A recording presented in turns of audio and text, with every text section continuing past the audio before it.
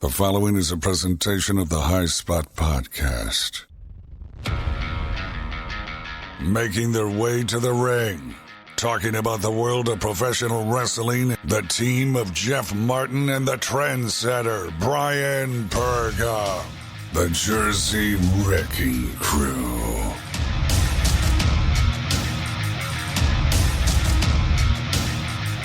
What is going on, guys? You are listening to the HSP Dynamite Recap Show. I am Jeff Martin alongside the trendsetter Bryan Burga, my tag team partner. We are on the unofficial WWE podcast. Follow us on all our social media at Highspot Podcast and on bodyslam.net, and as well as Shining Wizards Network. Trendsetter, we are on the road to All Out. It is this Saturday night.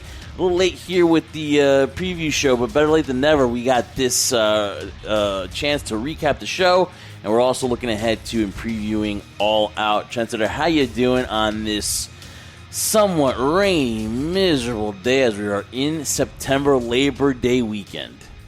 I admit I'm a little disappointed. I'm a little sad because all great things must come to an end. I mean, this is literally, in my opinion, Jeff, the WrestleMania of AEW right now. All Out, where we should be right now is we should be in Chicago, Illinois, enjoying a Fuddruckers burger, enjoying the sights and sounds of Chicago, and we're not. And that's what's different about it. That's what makes it a little bit sad. But also, towards the end of the summer went by really fast. As many people know, 2020 summer, a lot of people wishing that 2020 was out the door and saying hello to 2021. But still, regardless of everything we've gone through, it feels like the ending of something, but again, the beginning of something else too, because we have a huge card to talk about, but also a huge build-up in terms of the go-home show too. So, we talked 2 weeks ago, the week before. It seems like AEW right now, even with a 2-hour show, Jeff, throws everything at you. So how could you be disappointed? Yeah, and same goes with this show. They threw everything at you because the build-up now to All Out again. It is this Saturday. You can catch on Bleacher Report Live on Fight TV. It's going to be very interesting. You're right, Trendsetter. We should be there, man. And damn this COVID, damn this 2020. We're down the home stretch, man. We are close to the end of 2020. We're in September now.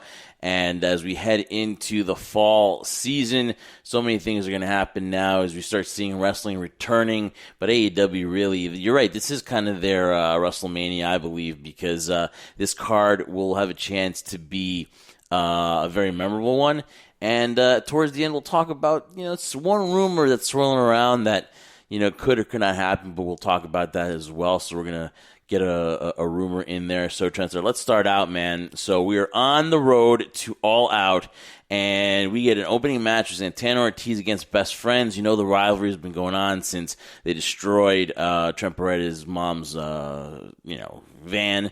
So basically, this is what all about, man. We get another match between these guys, and no different. We get Santana Ortiz, coming out victorious. And this is a match, I think these guys, like I said, sometimes the rivalry or the reason why they're fighting, maybe sometimes but again, another enjoyable match.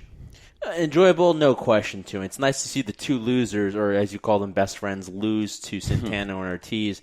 To me, one of the most underrated, but yet highly decorated, in my opinion, tag teams out there because they've accomplished so much in TNA, or now Impact it's called. So you'd think right now they would just continue that momentum. Kind of stalled a little bit, but kind of nice to see them in the thick of things. So if you're right, if this rivalry that was developed off a stupid white van develops a good wrestling match, then hey, mission accomplished, right? And we've talked about how the tag team division, Jeff, there's so much depth in this company when it comes to the tag team division. So there's no doubt in my mind they'll start the show off and they will, steal the show, which they did here in Dynamite in terms of my opinion. So looking forward to it. But again, you got to get past the two losers. I want Santana Ortiz to have better competition. I don't want them out there. I want them going for the gold, my friend. Yeah, it should be sooner than later as we wind down to 2020. And I think you're starting to see a lot of teams differentiate themselves and kind of distinguish themselves from the pack right now. Mm-hmm. You've got FTR, which is now the clear-cut number one contenders for the tag team titles. You got the Young Bucks that are kind of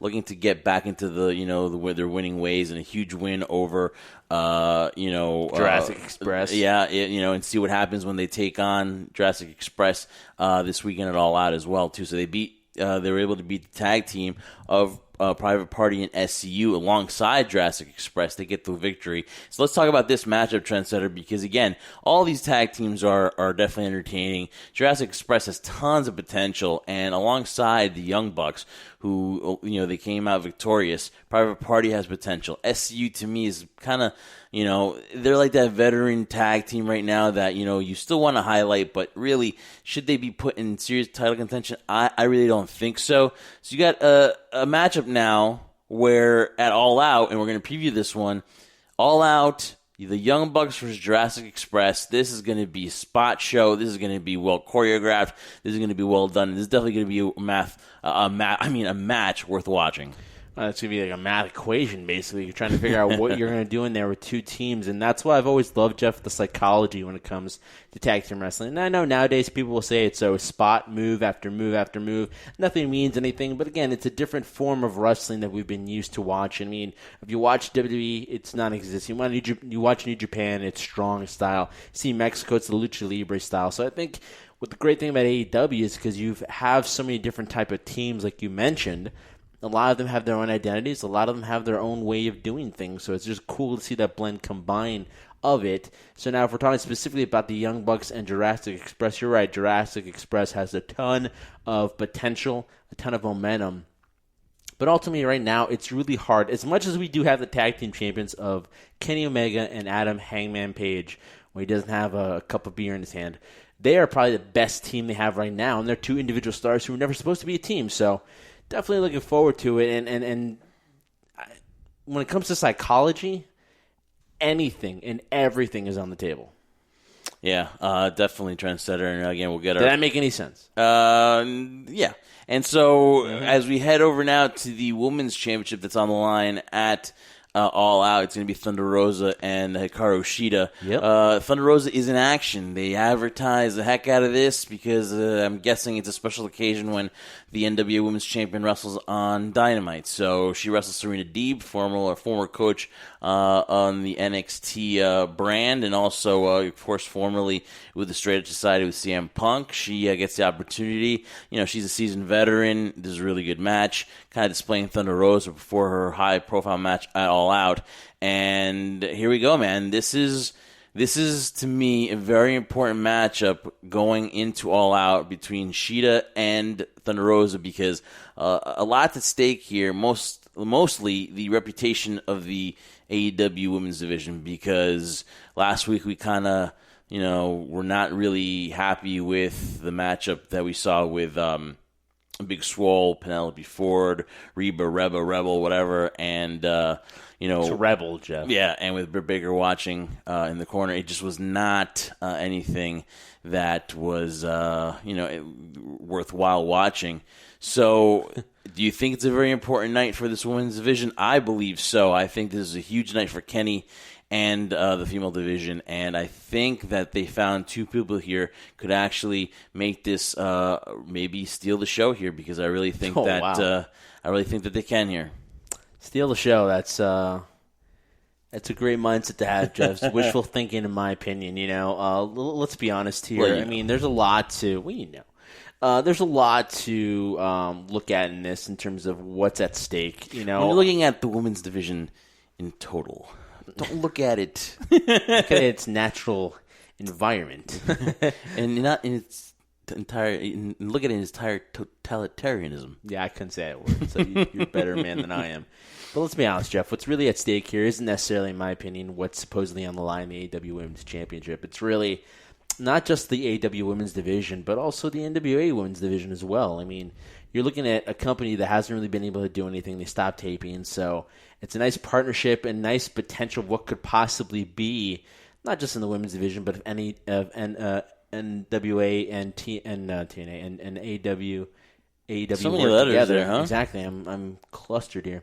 But it could be a great partnership, but a lot's at stake in terms of the partnership and also in terms of the division. I mean, if you have your top woman in AEW against your top female in the NWA, they both got to come out looking good. If they come out looking terrible and this match is a train wreck, which, hey, I hate to say it, but does have the potential of being that way because, as we've seen, I'll be honest here, it's not throwing any shade on Thunder Rosa at all, but, I saw her match and I wasn't that entirely impressed. Timing just seems to be really off when I see women's matches right now, and that seems to be a thing that still has not been addressed by Kenny Omega or whoever is working with the women on that roster. So if I see something similar or better than what I've seen in the last couple of weeks, or in this case months, from AEW Dynamite or AEW Dark, I'll be a happy camper and I'll say that's a success. But there's a lot more than the AEW Championship on the line here. The pressure's there. They want this moment. They've built it up to be this big. You better hit it out of the park, because if you don't, it's going to be really, really difficult to come back from it, in my opinion. And so now, one of the key things to AEW has always been, to me, the buy-in show. And the buy-in show kind of maybe, for the people that are deciding whether I want to get this pay-per-view, it's kind of get those last-minute people that want to watch it.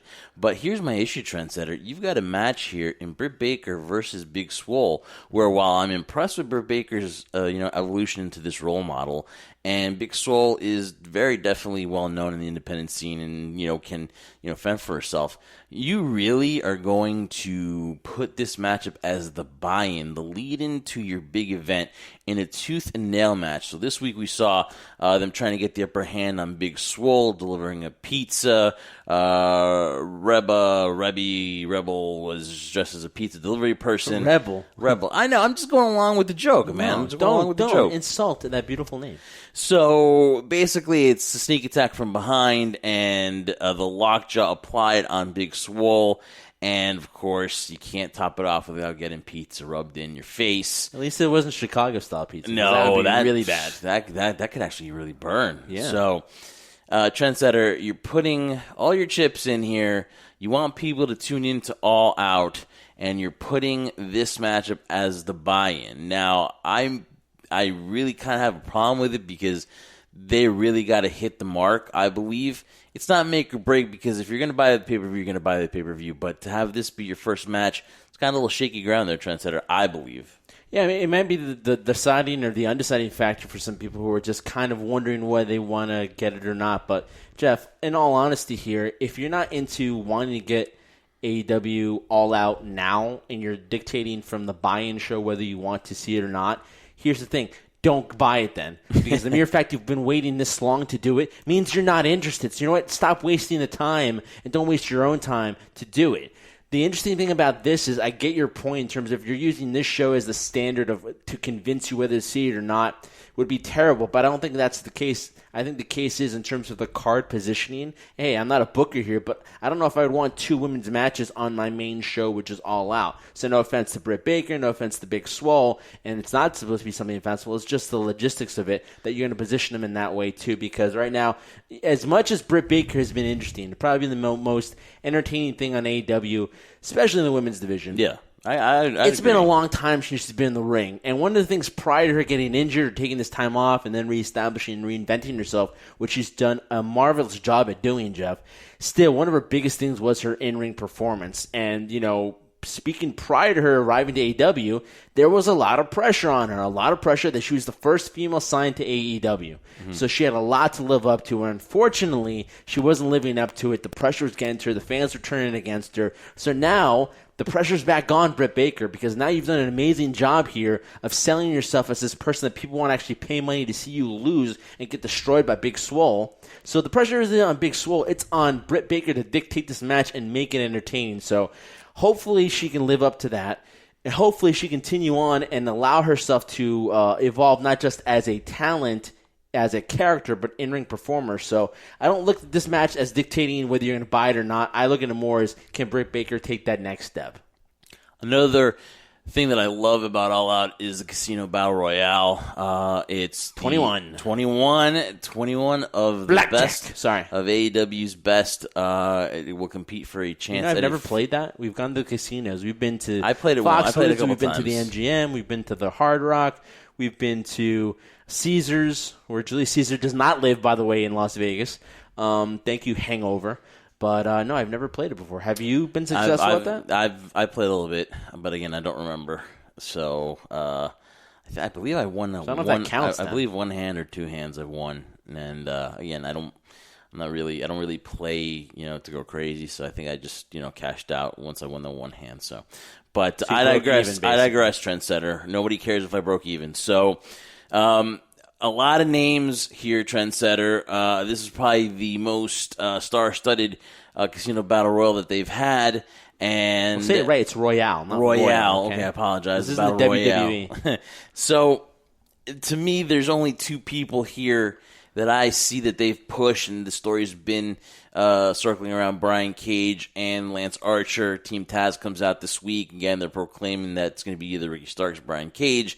You've got a lot of factions here. You got the Lucha Bros, and you've got the Butcher and the Blade. The Butcher and the Blade. Hi ho the Mario, the Butcher and the Blade. Of course, Eddie Kingston stands alone. There you go. Eddie Kingston's. Hi ho the Mario, the cheese. Oh, sorry. Eddie Kingston's faction will, is part of there too. But they've circled around it being Brian Cage and Lance Archer. And to me, I think that one of these guys will come out successful.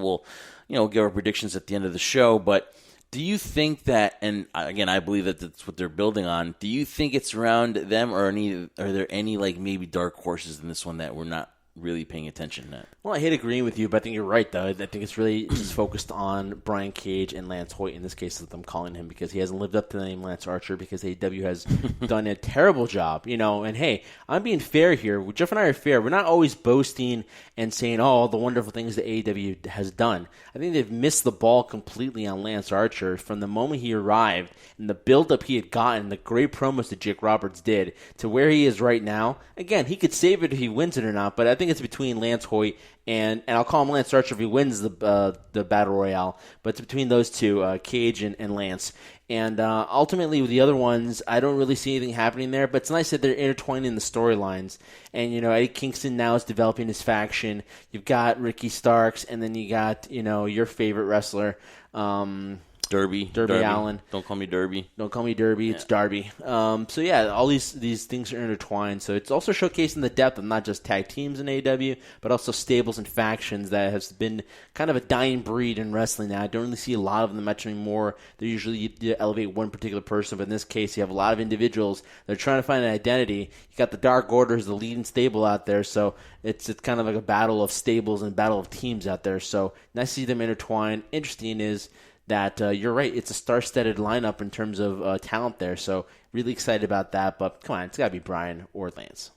Yeah, I mean, there's going to be a lot of people in there, and then you got to take Eddie Kingston's faction. And what annoys me the most is the FTW title's not on the line.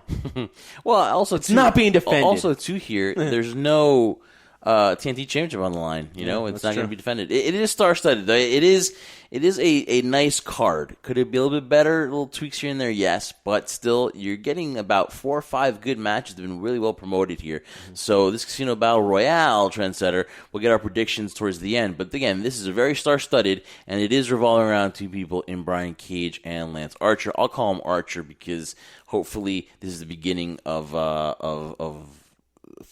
bigger things to come for him and Jake Roberts. So, talking about that, Trendsetter, moving on.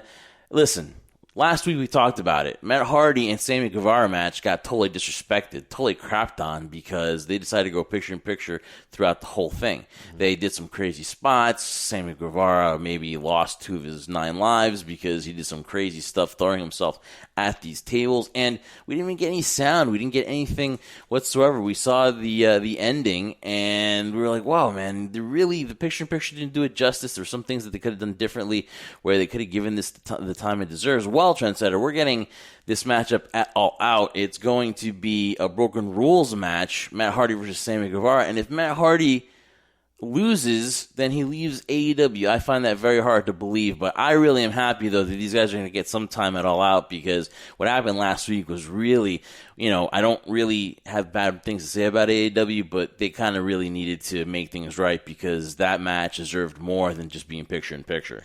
Fool me once, Jeff, shame on you. Fool me twice, shame on me. Fool me 3 times, just get the hell out of here, because I don't want to see it anymore. In terms of Matt Hardy and the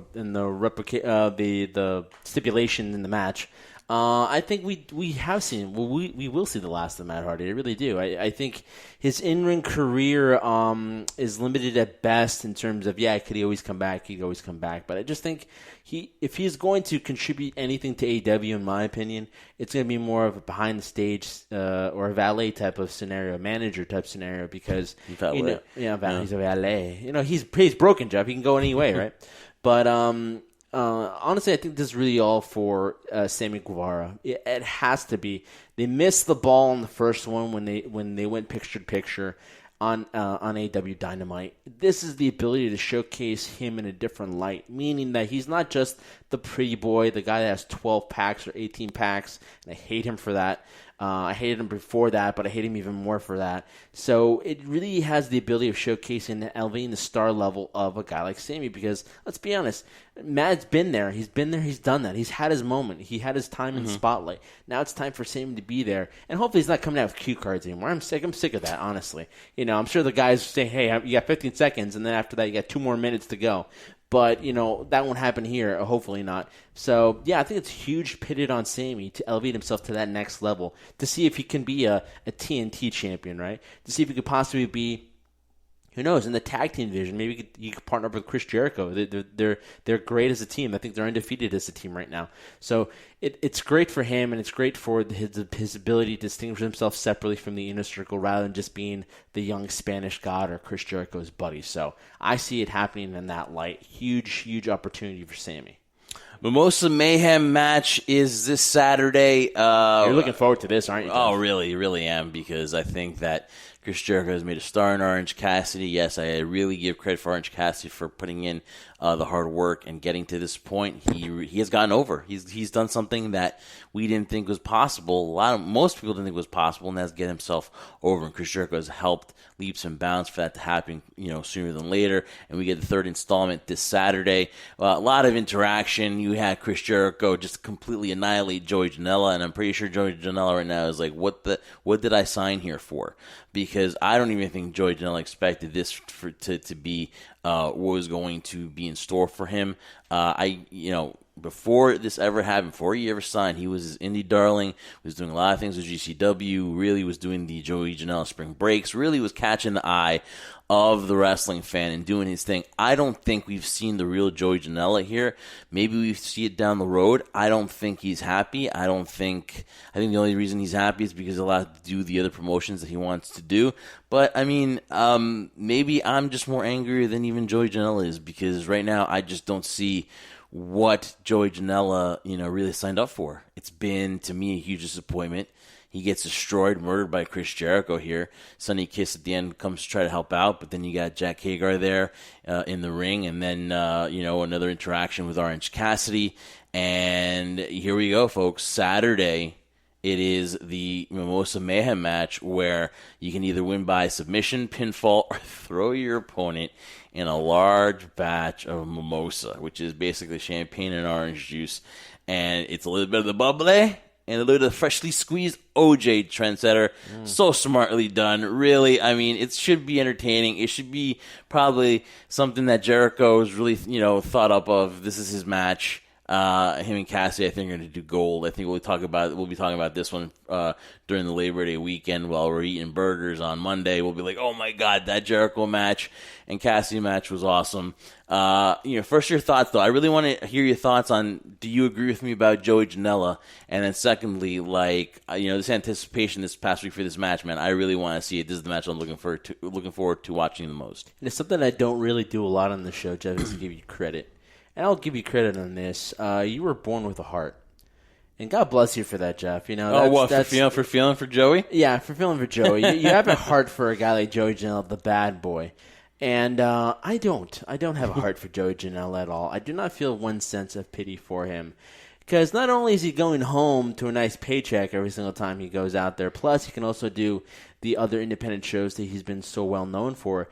He's going home to something pretty special as well. Oh, lovely Brandy Lauren, who signed with NXT, by the way. Yeah, so Jeff, how can I feel sorry you're right. for Joey Janela? He's got it. He's got it.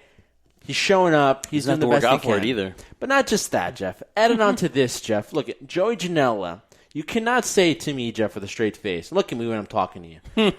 You cannot say to me with a straight face, Jeff, that Joey Janela has not been given opportunity. And the one thing that I say that broke the camel's back, or the straw that broke the camel's back, I mean, I'm bad at analogies like this, but what I'm trying to say is he had an opportunity with Cody.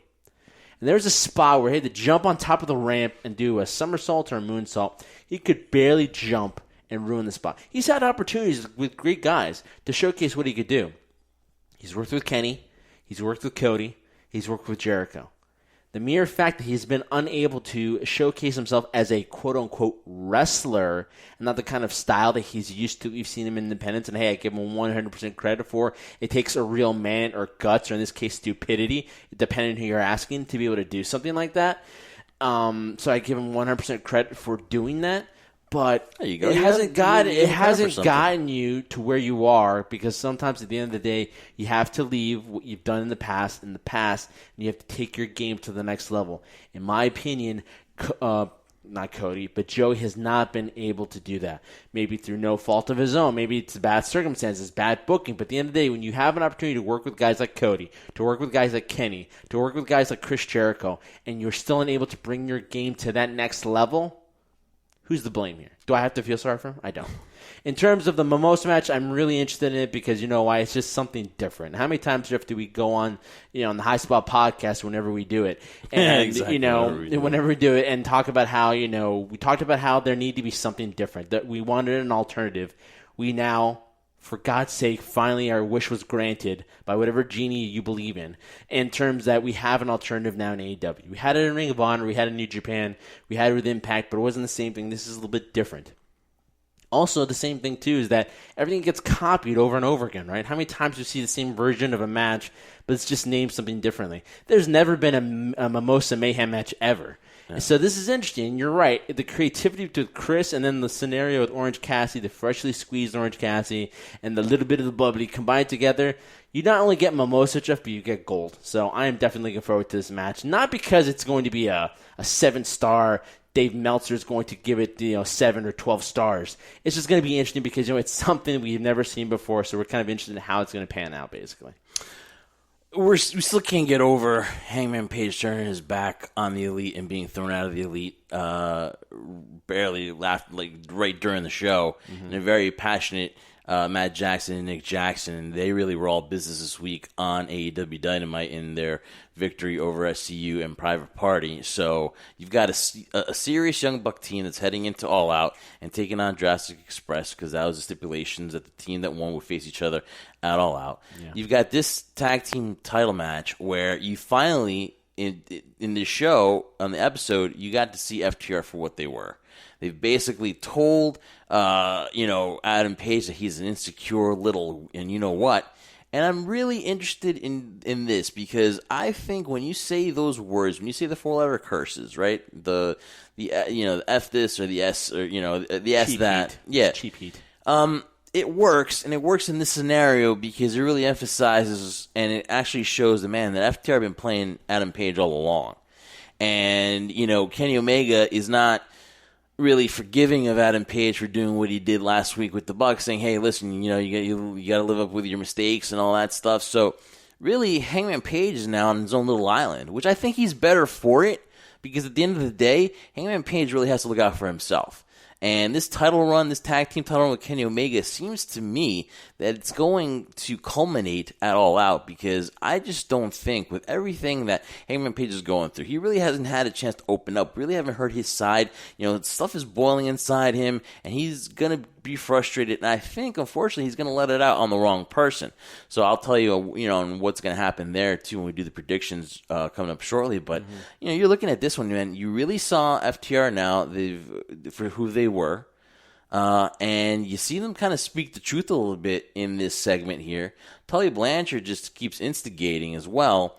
And right now, to me, the cohesive unit is FTR and not Hangman and Kenny Omega, because there is a lot of underlying stuff there. And can they put that aside and pick up another win against FTR, a team that's been tag teaming for years? right? So this is going to be really interesting to see, and this is why this whole storyline has been really well done, well played out, and finally Hangman Page has been told exactly what everyone in the Elite and especially in FTR think of him. He's an insecure SH, well, you know what, Trendsetter. Yeah, well, first and foremost, let me talk about Tully Blanchard here. The only thing that guy's ever been good at, Jeff, and I've repeated this several times. Getting dressed quick. Yeah. That's it. And the fact that he walked down I used to do that well. Yeah. I used to do that well. Oh, I used to do that well for the opposite reasons. I was always late for school. I'm always late for everything, so I'm always dressing really quickly. But it has nothing to do with the other side of it, why Tully was doing it. But, that's one thing about Tully. So just stick to getting dressed, Tully. That's your job. As for FTR, Jeff, honestly, we knew this was who they were right from the beginning. I wasn't buying in, and unfortunately, because you have a heart, you bought in the fact that, hey, maybe they turned over a new leaf. Maybe they want to be those good guys in AEW and showcase their, sportsmanship and all that nonsense. I didn't buy it for 1 second. But as you said, FTR showcased who they truly are, which, was no surprise to me. It seems now I have to kind of retract a little bit here because now it seems like Adam's really showcasing who he really is. That the insecurities that were developing after he had lost the AEW Championship to Chris Jericho, we thought were way past him because, he started getting that chip on his shoulder. He started getting a little grittier, started saying, this is mine. I can take this. A few weeks ago, he had confidence. I could take the bull by the reins or the horse by the reins, whatever you want. Wow, you're really bad with analogies, Trendsetter. I mean, you suck. I'm not going to lie. Anyway, so... The bull by the horns, by the way. I know, Jeff. Mm-hmm. That's the point. Mm-hmm. It's called a shtick. It's called an act. You should try it one time, instead of being so serious and taking everything to heart, for God's sake. I could say all the time, too, You do anyway. But it really showcased a different side of Adam in terms of side that, has the insecurity. It seems like things are going to boil over. I don't know if it's going to happen necessarily all out right now. I'm always, Jeff, for the slow payoff. I mean, we've seen it enough in WWE now where they're trying to do it with Bayley and Sasha, right?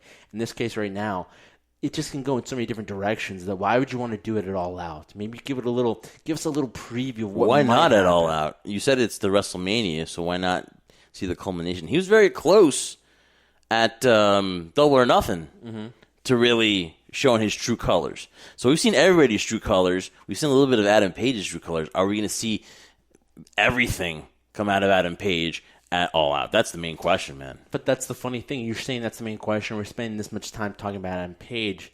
But what about the main factor that everybody's ignoring? I mean, if you watched episodes of Being the Elite, God bless you if you can get through it. It's tough. It's tough, It's man. tough, but there's one particular scene that I saw. Maybe it was last week or the week before his episode where the one thing that's not being talked about a lot is Kenny right now. And everybody's like, oh, they're waiting for Adam Snap. Well, what about Kenny? He could be keeping things cool and calm, but we all know, Jeff, he might be like that volcano. Everything is nice on the surface, but underneath there's that rumbling. And I remember seeing him having those sunglasses on towards the end of one of the episodes of Being the Lead, and I was like, oh my God, that's the cleaner. Holy crap, the inner demons of Kenny Omega as being this nice guy, gentleman's bet in terms of a match is kind of going at the door. We might see this version of the clean that you and I have been wanting to see ever since he signed with AEW and left New Japan Pro Wrestling. Maybe that might be the deciding factor. But the best thing about this whole thing, Jeff, no matter any way you slice it up and put it in whatever direction you want to put it in, is that all these storylines are intertwined within themselves. So whether Adam acts up or it's Kenny or the Young Bucks, it's just intriguing to see what's going to happen. And, I mean, you can't lose. You have FTR against Kenny and Adam, who, although are individual single stars, to me have been the best team right now in AEW. So let's start with our picks right now, Trendsetter, and I think my voice just cracked there, and apologies, puberty's hitting really late for me. All right, so let's go with the picks, Trendsetter. We got Kenny Omega and Hangman Page against FTR for the AEW World Tag Team titles. We just talked about it here. We went into full length of dissecting this and all the angles of, FTR showing their true colors. Adam Page really show all of it, and Kenny Omega, still hasn't shown a lot. What's going to happen, Trent? Are we going to get new World Tag Team Champions? Well, my decision will be the winner and # still AEW World Tag Team Champions, Kenny Omega and Adam Hangman Page. Yeah, I'm going to go with FTR here just because I see that the riff is boiling, and I think it's going to come to head it all out, Trendsetter. AEW Women's Championship, Hikaru Shida against the NWA Women's World Champion, Thunder Rosa. Thunder Rosa has really made her presence known here. They really pushed her, I would say to the moon here. And it's basically Thunder Rosa having a chance to take that Women's Championship from Hikaru Shida, one of the few bright spots in the AEW Women's division. I want to go with the surprise. I want to go with the shock in terms of Thunder Rosa, but I got to stick with Shida. Shida will retain her AEW Women's Championship. I believe that as well. I think Shida will outlast Thunder Rosa. The Mimosa Mayhem match, Trendsetter. Who's going to be? Listen. No one is losing this in pinfall or submission. We want to see someone dripped and thrown into that batch of mimosa, which is the champagne and the freshly squeezed orange juice. Trendsetter. Who's going down? I've spent a lot of nights going through my analytics here, going through my fantasy books in terms of my fantasy booking for a match like this. It's tough, man. It's tough. Let's go, Trendsetter. We got the AC off here, and I'm sweating here, sweating my balls off for the fucking for the fans. See, now you're seeing the true I did it scoundrel again. Jeff Martin. It's what happens when he's in 70-degree weather or above. It's what happens when you don't turn on the AC. Fickle mood. I think right now it's the rubber match. It just makes the most sense. You have a star in the making that they've made and they've established and invested so much time into. Orange Cassidy's throwing Chris Jericho into the mimosa. Yes. He will drown a very happy man. Yep, I agree with you there, Trendsetter. I really think this is to make Orange Cassidy the star. Nothing's going to be funnier than seeing how Jericho reacts when he gets thrown into a mimosa. That should be quite the sight at All Out, Trendsetter. The 21-man battle Casino Royale. I'm going to go here that it's going to be Lance Archer. I think Lance Archer will come out a new man. I think that he will get that push that he deserves in the next coming weeks. He'll be a threat to any title right now in AEW in the next coming weeks. So I'm going to go all in on Lance Archer. See, I'm in between two. I'm in between Ricky Starks and Darby Allin. No, I'm joking. Lance Archer will finally live up to the potential that he should have had in AEW if they didn't use him incorrectly. So I see him winning this. Changing from Lance Hoyt to Lance Archer, he will win the Battle Royale. If you had to pick a dark horse and not one of those two, who would it be? Have they developed a character there well enough that could pull off the upset and not be Lance Archer or Brian Cage? I think they've developed characters well, but not well enough to overlook Cage and Lance Archer right now because it's pinned around those two right now. If it were anybody else, I don't know if it would be a dark horse, but it'd be more of a disappointment. To me, it'd be more of a missed opportunity because let's say Darby, for example, you give it to him, and I know how you feel about him, but if you give it to him, I think it'd just be a waste of that moment. Not that Darby Allin doesn't deserve a moment similar to that, but I think if you're trying to build momentum for the heavyweight division right now, Lance or Bryan are your best bets. But again, I've already seen Bryan against a guy like, for example, a John Moxley. So I don't know if that would work. I would like to see what would happen if Lance Archer was in that position. So I think it's really built for Lance, in my opinion. Remember, the winner will get a shot at the AEW World Championship at a future date. So a lot of stakes here in the 21-man battle Casino Royale, Trendsetter. The Young Bucks in a tag team match against Lucha Express. We talked about it before. Really going to be entertaining match. You're going to be all over the place here. But you know what? The Young Bucks been in business ever since that Hangman Page kind of turned their back and they got their eyes set to me on those tag team titles now. I think they're in all business mode. I think they're going to get the win here. Yeah, I don't think Jurassic Express could... Well, how are they geriatric, though? They're not old. No, you're right about that. But I'm just. This is an old bit here in terms of us talking about it. You know what? The dinosaurs are extinct for a reason, Jeff. Show their extinction and All Out. I like that. When the Young Bucks, the new focused, all business Young Bucks, take care of business and defeat Jurassic Express. Broken Rules match, Matt Hardy versus Sammy Guevara. Listen, like you said before, this was made for Sammy Guevara to get over. I don't think that at the end of the day Matt Hardy goes away. I think maybe Matt Hardy, that character, goes away and we get, another version of Matt Hardy, because we know there's about 5 million of them. I've only seen about 46 so far in AEW so far, so I think Sammy Guevara here gets the win, and I don't think we see the last of Matt Hardy. I think we see the last of this version of Matt Hardy. Yeah, so I agree. Version 25 will be done in AEW, and move on to version 26. And Sammy Guevara will end up victorious in this one. Buy-in match: Trendsetter Britt Baker versus Big Swole. Who you got in this? I want to say Big Swole because she's gone through a lot of stuff to get to it, but I think you've just done so much, and as much as it'd be nice to see Britt Baker get her, kicked, I think Britt Baker's coming out victorious in this one. Yeah, same thing. I think Britt Baker, no pun intended, is on a roll right now. I hope it's not a wrestling match. I hope it's a fight. That's what I want to see, a fight, basically. Do the nail match, Trendsetter. And then, Trendsetter, we focus all now on the main event, MJF and Jon Moxley. Ooh. You see MJF there with the main event being his lawyer, Max Sterling, against Jon Moxley, with the paradigm shift being in effect so Jon Moxley could use it.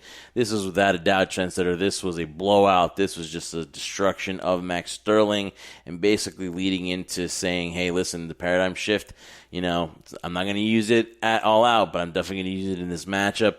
Moxley gets the victory, but at the end of the day, it's a tremendous, man, what can I say? What word can I say? It was a destruction of Jon Moxley at the end, because MJF really, really, pounded him, busted him open. He busted him open, yeah. He did. He busted him open. Yeah. You get your mind out of the gutter. I didn't. And you went there, not me. Don't put it at me. Just because I do stuff for AVN and Exotica. Stop throwing that at me. I do Adventures of Trendsetter. For 9 innings. He pounded me for 9 innings. Anyway, Trendsetter. Okay. Using that baseball analogy now. You're better at them than I am. Yeah. So, listen, man. Usually the heel at the end of the match for the go home show gets the upper hand. So what happens here, Trendsetter? Are we ready to see 25 years of MJF, or is it we're gonna have to wait? Because I really think at the end of the day, Jon Moxley, the number 1 rated pro wrestling Illustrated top 500 number 1 guy, is still going to walk out of All Out as a champion. Yeah, it's hard to decide, because you would think if MJF becomes victorious, I'm sure a lot of people would be against it because it'd be something exciting. It would be the right time, though, because Moxley is on such I can't even talk English. He's on such he's the best wrestler in the world, number 1. He's had the longest reigning he's held the title for the longest time. I can't talk right now. That's a long night. Right? Yeah. Tell me about it. So everything's on course here for Moxley being the guy. He's at his peak. Do you switch it, or do you continue riding Jon Moxley? Boy, that didn't go well either. You keep riding Jon Moxley. You ride him till it's raw, man. You really do. You ride it till he says, "Get no more." Can't take no more, man. No more, Governor. To all joking aside here, Governor, is I just think as much as I want to see MJF win, and I think that'd be a huge launching pad for him to do that. And what place to do it better than All Out, right? And the way they've built up this rivalry, oh my God, that would be amazing. But I just think right now, I just have this feeling that AEW wants to put the brunt of the company on Jon Moxley's shoulders. How long he can keep doing it physically, I don't know. He's even said he doesn't even think he has 18 months left in him. But I think because we're starting to get audience members back into the shows and in attendance, I think they want that opportunity to have that during his run. And that's why I have Jon Moxley winning this one. Everything inside me says MJF should walk out of this as the champion. But I just feel it's not going to happen. I feel Jon Moxley is going to come out victorious. And that would set up, if Lance Archer would win the Battle Royale, that would set up a match between Lance Archer and Jon Moxley, which, man, that would be pretty interesting to watch, too. You know what this reminds me of? And maybe I shouldn't use his name here, but I will because it's what's on my mind. It's what I'm thinking about, so why not say it, right? Last couple of weeks, you've played. We love when the WWE used to do those hype videos, right? And we even talked about Weather Barber today. Those hype videos made you like go crazy for this matchup 10 times, like 100 times. And you watch the pay-per-view, you go for it. You play me the Rock versus Benoit match. It was that Fully Loaded, right? Yes.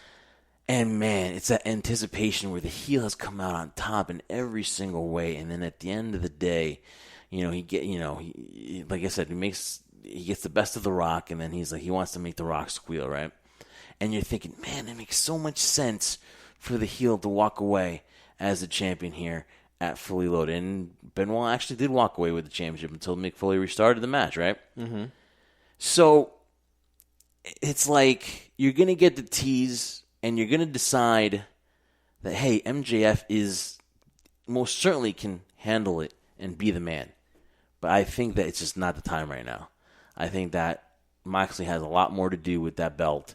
And I think that they're going to keep the title on him. But you just said it yourself there. You're kind of contradicting yourself a little bit. You just said, if not now, when? Because it's not getting any hotter right now for MJF than it is right now. You're right. If you wanted to do it, you could do it and have no issue with it.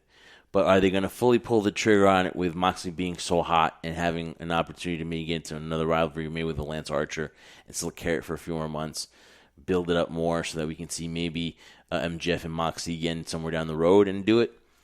I don't know, but I'm going to lean toward it being Moxley walking away as a champion. One last thing before we move on from that and close the show. If I was giving you the option, Jeff, you make the choice. You make the decision here. It's your booking, and we'll go in any direction you want to go in. Who do you got, Moxley or MJF? And if when you pick whoever you want, then we'll go forward from there. Who would you pick and why? You already gave your prediction of what you think is going to happen. But in this case, who would you book winning this match? All right. I'm not going to BS you. I'm not going to give you the political answer here. I would put it on MJF. I put it on MJF because you can have Moxley chase MJF, and people want to see the babyface get that title back, especially MJF, who can definitely do a good job playing the douche with the title, right? But at the end of the day, they could pull the trigger sometime else, some other time, and give it to MJF at a later date. Because right now, coming off being the number one ranked wrestler in the world, according to PWI, Pro Wrestling Insider, you got Pro Wrestling Illustrated. I think it's a little too early, and I think they're going to leave it on Moxley. But if I were booking it, I would give it to MJF. Okay, fair enough, man. Yep. So I've got, even though I would give it to MJF, I got Moxley. How about you?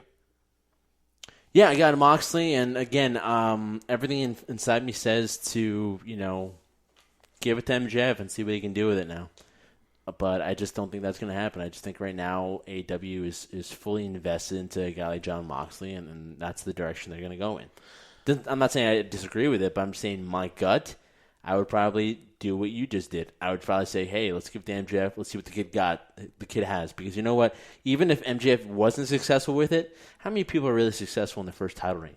How many people are really successful in terms of, Randy Orton was the youngest world champion out there too? Because he'd be successul because he's a heel. He's going at it as a heel, so he doesn't have to really, put people in phase. Put people in. No, I get it, but in terms of people coming to their full potential or into their prime, theoretically, he's not there yet. Although he's so far ahead of it. Even if it wasn't, like I said, successful, I'm not saying that it wouldn't be successful. You couldn't hold it on him, and I'm sure you have another opportunity to get that and learn so much, because it's different to say you want to be the champion, Jeff, to say you want to be the leader, to say you want to carry the ball for 25 years. But until you actually have the opportunity to see what it's like and to feel that pressure, you're never going to know. Yeah. No, you're right. It's going to be really interesting what happens. That's why if you're here available and not doing anything on Labor Day weekend and you have a chance to watch All Out, definitely do so this Saturday night. We'll see if the Trenton and I pull the trigger and watch it, whatever like that. But it's going to be interesting. It's definitely going to be awesome. And if JR was saying at the end of the day, it's like, buy it because we want to entertain you. So that was really tough to see JR pander there in the last few seconds there before AEW went off the air, but so be it, Trendsetter. And I want to close on one last thing, and that is AEW All Out is this Labor Day, guys. Have a great Labor Day weekend. Really want to thank you for being with us here on this adventure on the AEW Dynamite Recap Show. It's awesome to do this. Looking forward to All Out this Saturday, Trendsetter. And the one thing I want to close out with is Brock Lesnar is a free agent. Is it now time for AEW to fire the first legitimate salvo and just back up the Brinks truck and have Brock Lesnar as a member of AEW? Because we know Brock Lesnar is about the cash, and how interesting would it be if Brock Lesnar shows up at All Out? He is a free agent, man. He is a free agent, and what that would do for the company in terms of a standpoint of putting them theoretically, quote-unquote, on the map would be amazing.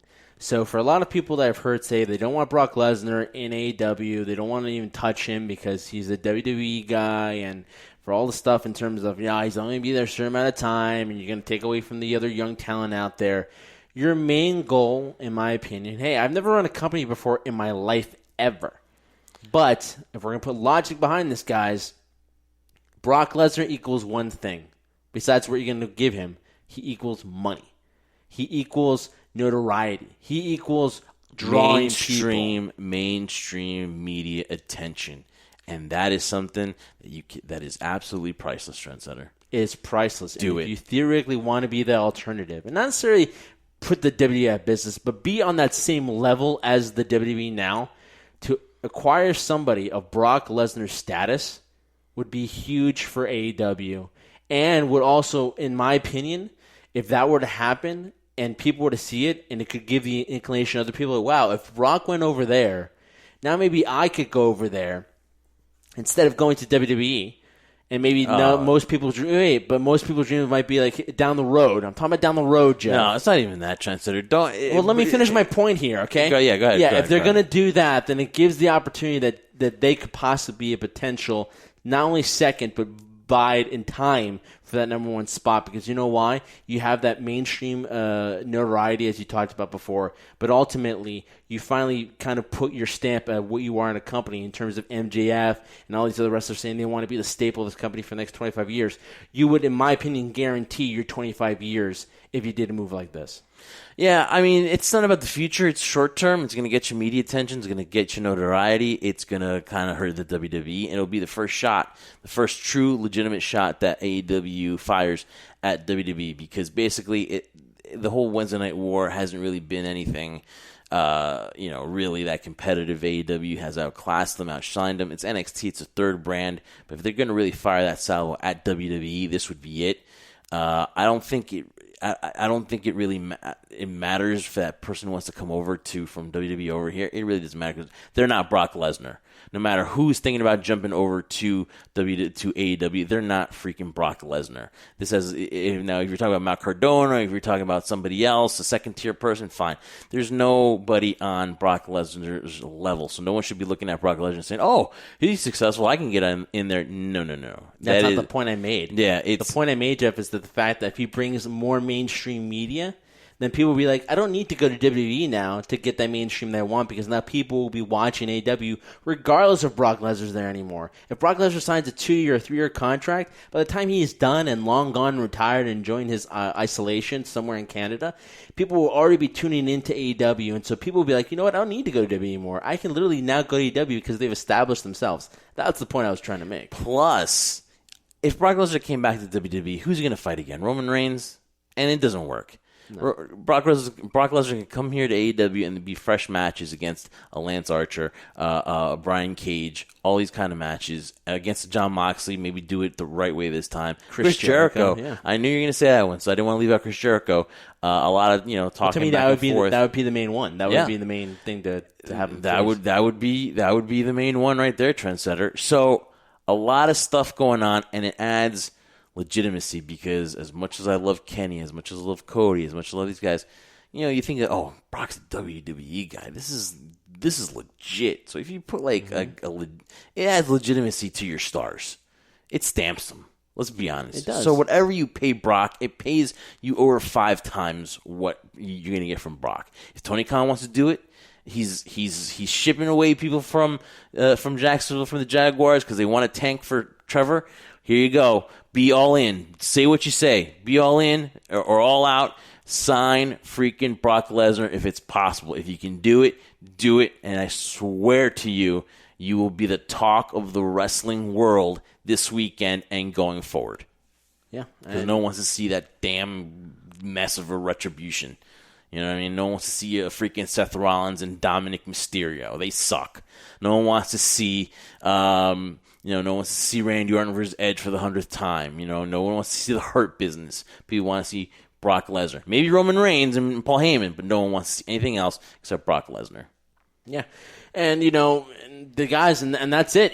Jeff kind of put the nail right there in terms of the show, because that is it. You guys have listened to our AEW Dynamite recap leading into, obviously, us giving us predictions for AEW All Out, which is this Saturday, guys. Hope you guys enjoy your Labor Day as a weekend as best you possibly can. We're not in Chicago, but, Jeff, we're there in spirit in terms, although it's not in Chicago, but yet our spirit is in Chicago, because that's where it should be, and hopefully we'll be there next year down the road. So for the High Spot Podcast, this is the HSP Dynamite AEW recap show.